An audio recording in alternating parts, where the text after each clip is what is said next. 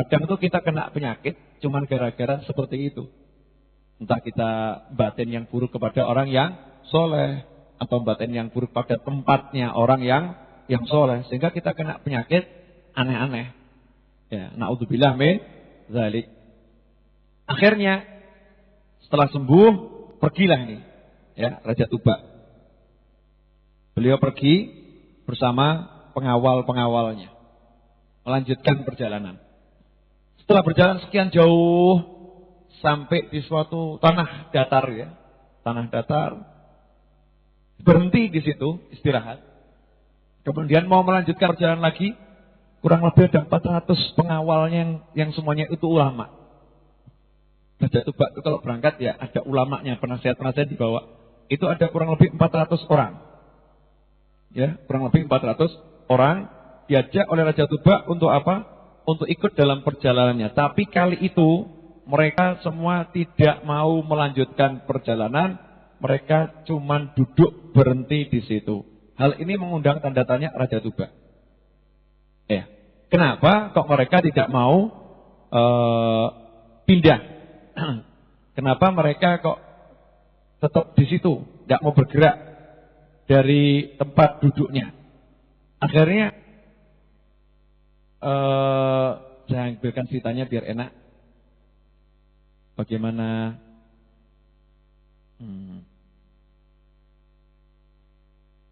Raja Tuba, ya, sambil dicari bukunya. Ini saya cek coba. Mari silakan dimakan dulu. Silakan dimakan, silakan diincipi.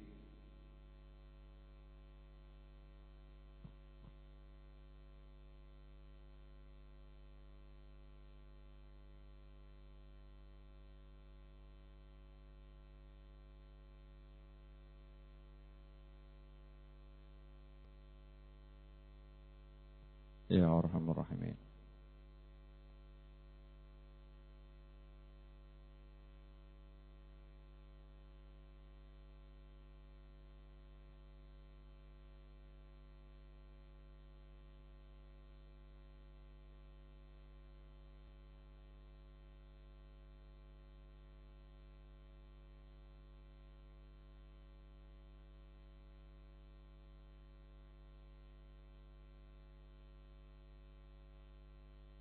Bismillahirrahmanirrahim.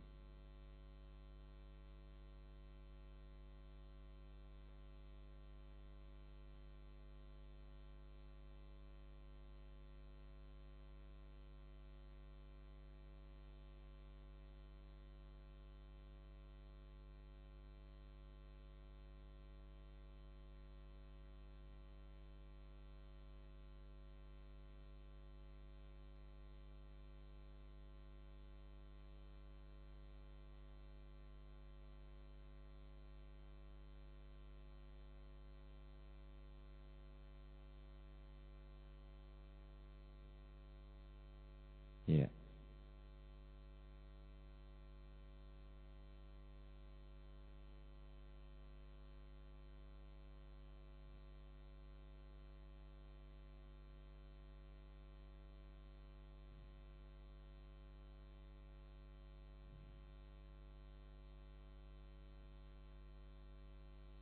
Ya. Jadi setelah sampai satu tempat, para pengawalnya diajak pergi, para ulama itu diajak pergi, ternyata tidak mau melanjutkan perjalanan. Ya, tidak mau melanjutkan perjalanan. Saat ditanya, kenapa kalian kok ingin tinggal di sini, nggak mau melanjutkan perjalanan lagi? Maka dijawab, ya, padahal waktu itu mesti di tempat yang kosong, ya, tanah kosong. Ada sekitar 400 ulama tuh yang ikut bersama raja tersebut. Nah, ditemani 400 ulama. Ulama-ulama itu nggak mau pergi. Kalau orang Jepara bilang drok gitu. Itu kata orang Jepara, ya. Udah berhenti, mogok, nggak mau kemana-mana. Maka dijawab oleh para ulama tersebut, ketahuilah raja, sesungguhnya tempat di mana kita berhenti ini, ya, merupakan tempat kelahiran Nabi akhir zaman. Apa tempat hijrahnya Nabi akhir zaman. Tempat di mana kami berhenti ini Ini nanti tempat hijrahnya Nabi akhir zaman. Jadi 400 ulama ini kota Madinah belum jadi kota, masih tanah lapang, sudah ngerti. Ini nanti adalah tempat hijrahnya Nabi akhir zaman.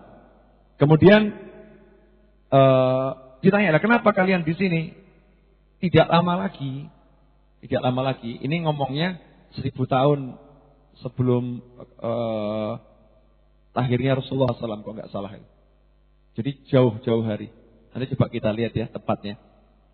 Kami ingin di sini karena kami pengen nanti anak cucu kami menjadi orang-orang yang beriman kepada Nabi Muhammad Sallallahu Alaihi Wasallam, menjadi pengikut beliau, sahabat beliau, dan menjadi pembela beliau. Bayangkan, ulama-ulama tersebut tinggal di Madinah karena mempersiapkan anak cucunya biar jadi pecinta-pecintanya Nabi Muhammad Sallallahu Alaihi Wasallam. Kemudian Raja Tuba ini tulis surat. Ya, tulis surat. Ya, coba kita lihat suratnya seperti apa ya.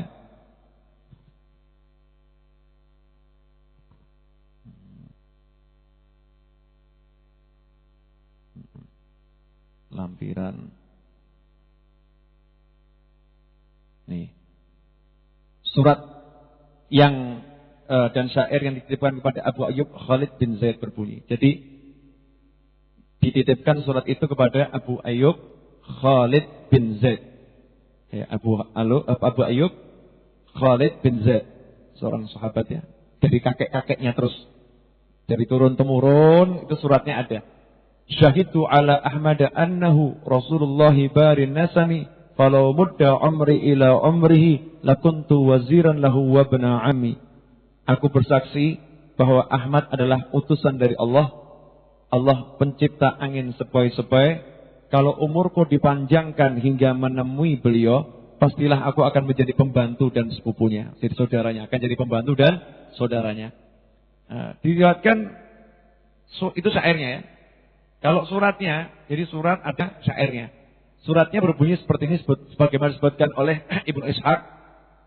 Amma ba'du, sesungguhnya aku beriman kepadamu dan beriman kepada kitab yang diturunkan kepadamu. Aku berada dalam agama dan sunnahmu. Aku beriman kepada Tuhanmu, Tuhan segala sesuatu. Aku juga beriman pada semua syariat Islam yang bersumber dari Tuhanmu. Jika aku dapat bertemu denganmu, itu adalah suatu kenikmatan bagiku. Jika tidak, berilah aku syafaatmu. Dan di hari kiamat jangan lupakan diriku.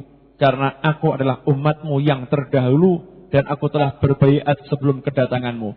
Aku meluk agamamu dan agama Ibrahim alaihissalam. Kemudian Raja Tuba mengakhiri surat itu dengan kalimat Lillahil amru min qablu wa min ba'd. Bagi Allah urusan sebelum dan sesudah itu. Kutipan dari Al-Quran surat Rum ayat 4. Nah, Raja Tuba ini meninggal tepatnya 1000 tahun sebelum Nabi Muhammad SAW diutus oleh Allah. Ya, 1000 tahun sebelum Rasul diutus oleh Allah. Sumbernya dari kitab Tafsir Qurtubi ya, Al-Jami' al-Ahkamil Quran, juz 16 halaman 145. Terbitan Darul Turas Arabi tahun 1985 cetakannya. Coba. Kadang yang begini-begini tidak diajarkan. Kadang tidak diajarkan kepada masyarakat. Bagaimana sahabat Ansor itu memang kakek neneknya itu sudah pilihan gitu. Allah yang ngirim 400 ulama. Makanya Rasul sendiri dalam berbagai hadis SAW sering mengatakan al-iman Yaman, al-iman Yaman. Iman itu tempatnya di Yaman, hati itu tempatnya di Yaman. Kelembutan hati itu tempatnya di Yaman. Karena memang ada sejarah besar di balik Yaman. Karena itulah yang menyebarkan Islam di Indonesia ini ya adalah para auliya wassalihin yang berasal dari Hadramut, sebuah provinsi di Yaman. Para wali songo itu asalnya semua dari Hadramut. Yang menyebarkan Islam di India juga dari sana. Orang-orang yang memang luar biasa. Nah, hadirin yang dimuliakan Allah Subhanahu wa taala, ini sekilas tentang kota Madinah. Dengan berjalannya waktu, kota ini tempatnya penyakit. Jadi orang nggak kuat itu tinggal di Madinah. Banyak yang ngungsi. Karena daerahnya itu mudah mudah sakit orang yang di sana. Ketika Rasulullah SAW hijrah ke Madinah, akhirnya banyak sahabat juga yang kena sakit panas gitu ya. Banyak sakit panas. Rasul pun angkat tangan doa. Allahumma anqul humaha ilal juhfah. Rasul berdoa, ya Allah tolong pindahkan sakit panas yang ada di kota Madinah ini, penyakit yang berat itu, wabah tersebut ke suatu tempat namanya Juhfah. Jadi Rasul nggak minta penyakitnya disingkirkan dalam arti hilang, tapi minta dipindahkan. Karena memang sakit itu sunatullah, ada orang sehat, ada orang sakit. Nah, sakitnya dipindahkan. Berkat doanya Rasulullah SAW itu tidak ada lagi penyakit di kota Madinah. Ya, tidak ada lagi penyakit di kota Madinah. Allahumma anqul ummaha ilal Juhfah, dipindah ke Juhfah, daerah yang kosong. Anas bin Malik merupakan salah satu sahabat yang lahirnya di kota Madinah, besarnya di kota Madinah. Sebagaimana anak-anak kecil yang lain, beliau itu sudah jatuh cinta kepada Nabi Muhammad Sallallahu Alaihi Wasallam. Sedangkan kita ini yang muda-muda kok kurang, gitu ya. Kurang jatuh cinta pada Rasul, kurang kangen sama Rasul SAW. Karena jujur saja kita kurang diperdengarkan tentang kehidupan Nabi Muhammad SAW. Anak-anak kecil juga kurang diperdengarkan tentang kehidupan Nabi Muhammad SAW. Yang ada diperdengarkan kalau masa saya kecil, Flash Gordon, ya, Megaloman, Ultraman, ya, Hulk. Superman itu agak akhir Superman, gitu kan? Sekarang sudah SpongeBob, Spiderman, ya, apalagi? Upin Ipin masih mending itu, bagus. Upin Ipin masih Islami. Sekarang dikasih itu yang apa namanya kalau misalnya jendela ajaib, Doraemon. Anak-anak kecil sekarang suguhannya seperti itu. Bukan Rasulullah SAW, tapi ceritanya itu sedikit Doraemon, pengen kayak Spiderman, pengen kayak Superman. Memang karena kita kalah dalam berikan informasi kepada anak-anak kita. Hasilnya, itulah umat Islam tidak kenal siapa Nabi Muhammad Sallallahu Alaihi Wasallam. Giliran ada orang-orang yang mengenalkan dengan baca maulid di sana sini, dibilang orang-orang itu ahli bid'ah, dibilang orangnya sesat. Itulah akhir zaman, orang yang menyuarakan kebenaran tambah dibilang sesat. Memang aneh, ya, memang aneh. Seharusnya maulid diselenggarakan di mana-mana biar anak kita itu kenal Nabi Muhammad Sallallahu Alaihi Wasallam. Mereka berharap kapan kami bisa pergi ke Mekah. Anak kecil kayak gitu, pengen ketemu Rasulullah SAW. Ya, atau kapan ya Rasulullah SAW mampir ke sini, ke Madinah, biar kami bisa bertemu Rasulullah SAW. Ya, seharusnya kita juga punya angan-angan gitu. Kapan saya bisa ke Madinah, biar ketemu Rasulullah SAW. Kalau enggak, kapan ya Rasulullah mampir dalam mimpi saya. Kangen betul gitu, kapan Rasulullah ngampiri saya ya di mimpi saya. Kan pengennya seperti itu. Naam. Lam yamdi ala dzalika tawil waqtin. Tidak lama setelah Anas Malik bersyahadat, kangen, nggak lama seperti itu, mereka mendengar kalau Rasulullah SAW hijrah ke kota Madinah bersama sahabat beliau yaitu Sayyidina Abu Bakar As-Siddiq radhiyallahu taala anhu. Hasilnya semua yang di Madinah gembira, senang, kangen. Tiap hari itu orang-orang Madinah keluar dari rumah, terutama anak kecil ya, keluar dari rumah untuk apa? Untuk menunggu kedatangan Nabi Muhammad SAW. Nah, sering-sering orang itu keliru. Karena ada orang datang dari luar kota, masuk Madinah kan dari jauh. Itu Nabi Muhammad sudah datang, Nabi Muhammad datang. Akhirnya semua lari keluar gitu ya. Senang keluar sampai depan, salah orang lagi, pulang. Itu tiap hari, berhari-hari. Dan tidak putus asa loh ya. Besoknya salah lagi, pulang lagi. Besoknya salah lagi, pulang lagi. Lain dengan kita. Kita ini kangen-kangen palsu, saya lagi pulang, saya lagi pulang, saya lagi nggak mau keluar.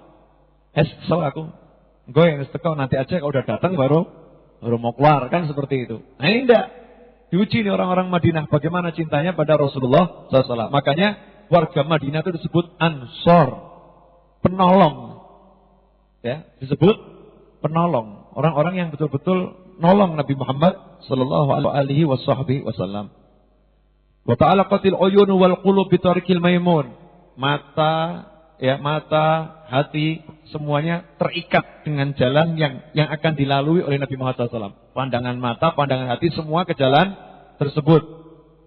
Nah, sampai akhirnya pada suatu pagi yang cerah, pagi yang udaranya bagus, mereka mendengar bahwasannya Nabi Muhammad SAW dan Sayyidina Abu Bakar As-Siddiq radhiyallahu anhu sudah dekat dari kota Madinah.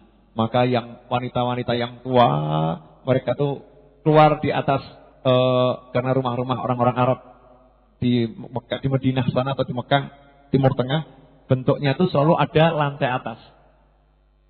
Lantai atasnya itu dicor tanpa cor. Cuman apa? Pelepah kurma itu disusun terus kasih lempung gitu, tanah liat gitu. Seperti itu. Bertahun-tahun, bahkan ada yang sampai 1000 tahun nggak hancur. Hancurnya kalau kena banjir. Jadi kalau hujannya terus itu ya, rumahnya remuk. Kalau hujannya terusnya luar biasa. Nggak pakai semen, nggak pakai apa-apa, cuma tanah liat, tapi ya bertahan luar biasa. Naik ke atas nih, lantai atas. Lalu ada lantai atasnya. Yang tua dan sama yang masih kecil sekali. Wanita-wanita masih kecil, kanak-kanak nggak keluar rumah. Ya, nanti hilang nanti keluar rumah. Ya, di atas nunggu. Yang lainnya keluar, perempuan, yang tua, yang remaja, yang ibu-ibu, yang bukan nenek-nenek, yang ibu-ibu, yang muda-muda, pria semuanya keluar. Begitu Rasulullah SAW datang, mereka teriak semua itu kan. Ada yang dengan adanya teriakan seperti itu. Nah, kebiasaan warga Madinah itu punya kebiasaan, mereka kalau nyambut tamu, mereka nabuh rebana. Ya, mereka nabuh rebana. Tabuhlah rebana. Boom. Tidak tahu rebananya modelnya seperti apa pukulannya ya. Yang jelas bukan pukulan kita yang terlalu heboh, itu bukan. Ya, walaupun ini model kan macam-macam. Ada yang slow lagunya. Tala'al badru alaina. Itu nyanyi seperti itu ya. Sambil nyambut datangnya Nabi Muhammad SAW. Sejak pertama kali disambut sampai akhir hidupnya, Rasulullah SAW tidak pernah meralat. Tolong diralat ya, dulu saya disambut pakai rebana itu salah, nggak pernah. Nggak pernah. Justru itu disampaikan dari masa ke masa, karena memang boleh dan bagus. Ya, menyambut kedatangan orang yang mulia dengan tabuhan rebana, syair-syair yang indah, apalagi itu Nabi Muhammad SAW. Dan alhamdulillah kebiasaan sahabat itu diamalkan oleh umat Islam. Yang benar sampai akhir zaman, sampai hari ini kan. Mereka mengajarkan anak-anaknya untuk nabuh rebana. Sebagian yang nggak mudeng dibilang itu bid'ah, itu yang nggak mudeng. Ya, kita nggak usah ikut-ikut yang nggak mudeng, ikut saja yang paham. Nabuh rebana sambil baca syair-syair yang muji Nabi Muhammad sallallahu alaihi wasallam. Nah, masih coba di sini. Buku qasidahnya kemarin mana? Coba carikan qasidah yang tebal tuh. Ya, jadi berangkat. Termasuk di antaranya Sayyidina Anas bin Malik. Ya, senang bisa ketemu Rasulullah SAW, senang sekali. Satu demi satu setelah Rasul itu tinggal di Madinah, satu demi satu datang menemui Rasulullah SAW. Termasuk ibunya Anas bin Malik yang bernama Rumaisah.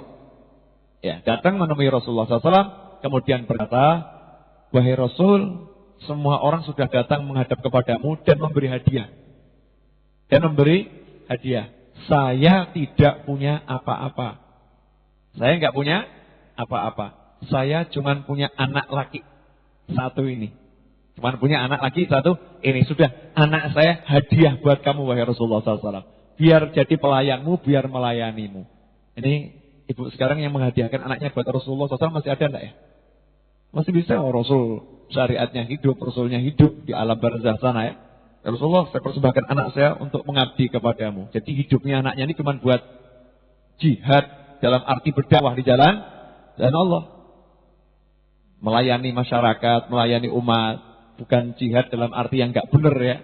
Kadang kata kalimat jihad ini diambil oleh kelompok tertentu untuk arti yang tidak tidak benar. Jihad dalam arti yang sebenarnya melayani orang itu tuh jihad, angel loh ya. Keliling cari paku di tengah jalan disingkirkan. Sekarang ada pemulung. Pemulung tapi nyari yang lain, bukan paku seperti itu ya. Nyingkirkan gangguan dari jalan. Ini melayani orang, melayani orang. Ya termasuk di situ Anas bin Malik. Serahkan.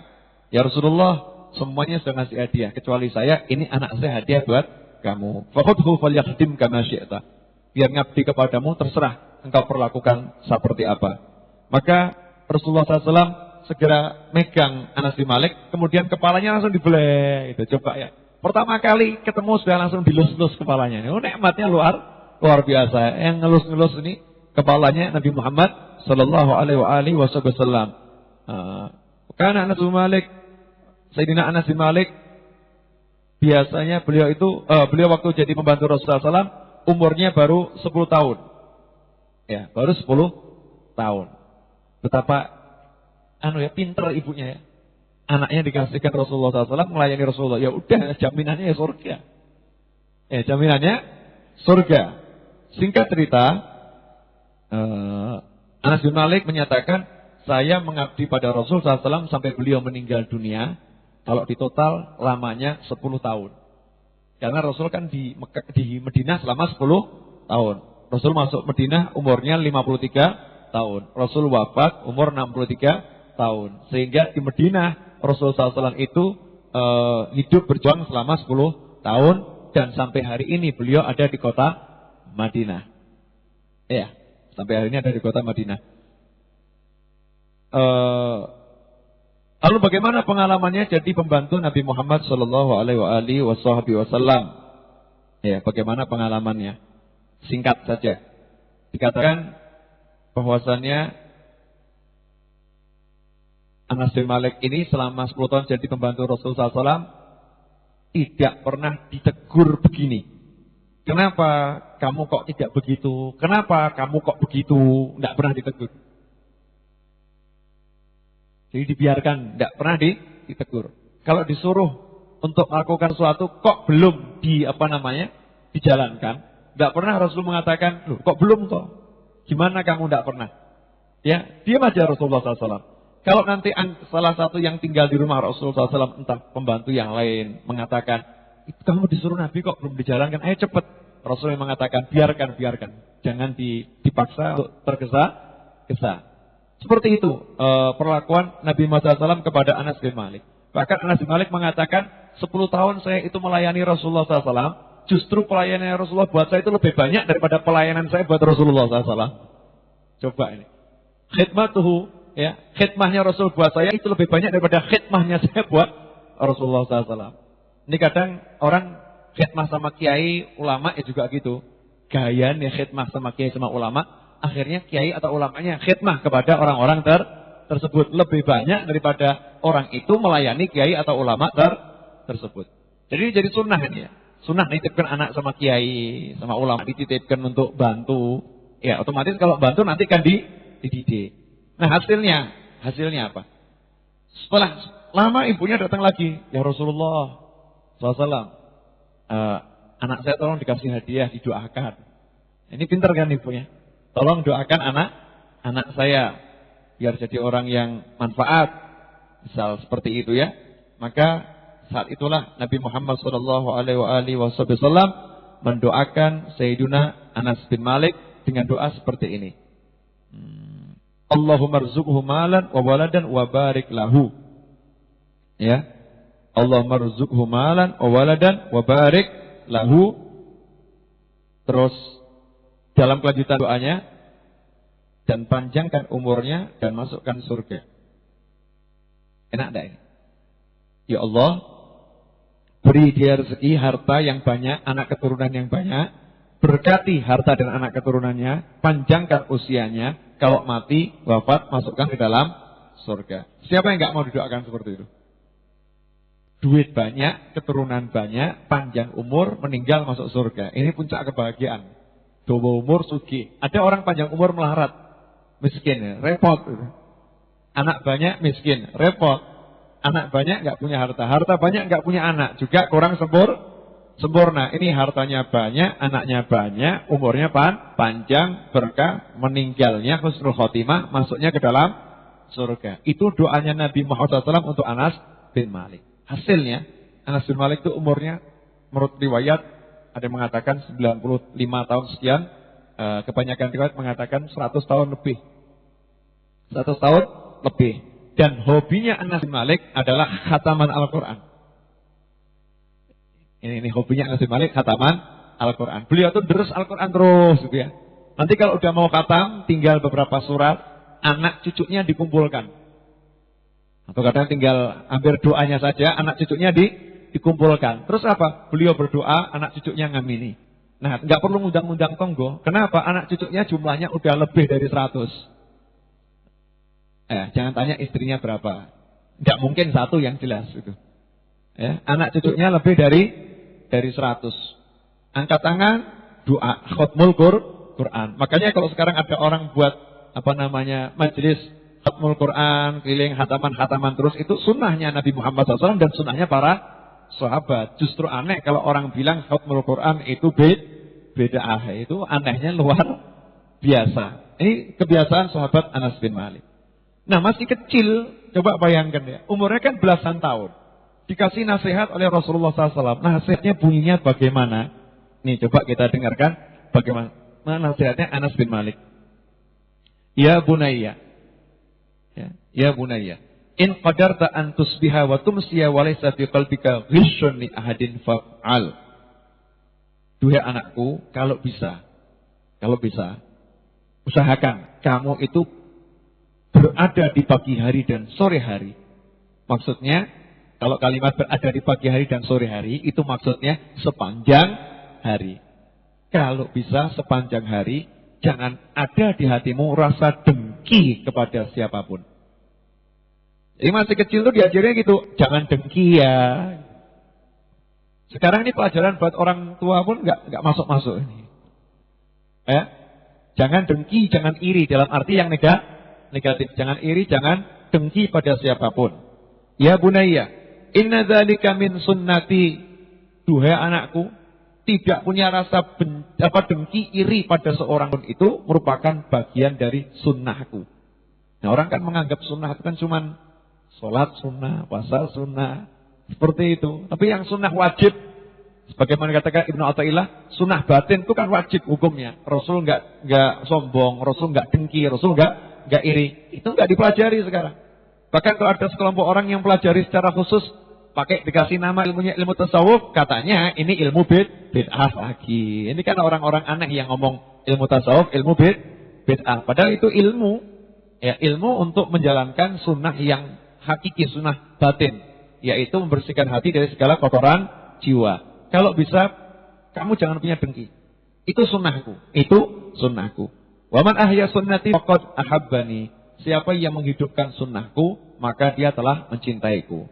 Dan barang siapa mencintaiku, wa man ahabbani kana ma'i fil jannah, maka dia bersamaku di surga. Ya bunayya, idza dakhalta ala ahlika fasallim yakun barakatan 'alaika wa 'ala ahli baitik. Wahai anakku, kalau kamu masuk rumahmu, ucapkan salam kepada penghuni rumahmu. Ucapan salammu itu akan menjadi keberkahan untukmu dan semua yang tinggal di rumahmu. Sekarang banyak orang masuk rumah tidak mengucapkan salam. Masuk rumah langsung manggil nama yang di rumah. Misalnya di situ ada anaknya namanya Agus, Gus. Atau karena hajatnya pengen masak di dapur, pikirannya ke dapur, masuk langsung panggil nama pembantunya. Ya kan? Fulana dipanggil dengan keras. Salamnya tidak ingat. Sehingga keberkahan di rumah itu banyak hilang gara-gara tidak ada ucapan salam ketika masuk ke dalam rumah. Asya Anas bin Malik ba'da wafatir Rasulullah naifan wa samin ma'aman wa afkilahum sudur ilman min ilmi Rasulullah sallallahu alaihi wasallam. Jadi umurnya tadi itu setelah Rasulullah meninggal dunia, Anas bin Malik itu masih hidup kurang lebih 80 tahun. Padahal Rasul meninggal, Anas umurnya kurang lebih 20 tahun. Berarti beliau wafat kurang lebih umurnya 100 tahun. Nah, pernah Anas bin Malik ditanya ya, berkata, aku telah melihat hari di mana Rasul SAW masuk kota Madinah. Aku melihat hari itu. Hari ketika Rasul masuk kota Madinah. Sungguh tidak ada hari yang indahnya seperti hari itu. Dan aku telah melihat hari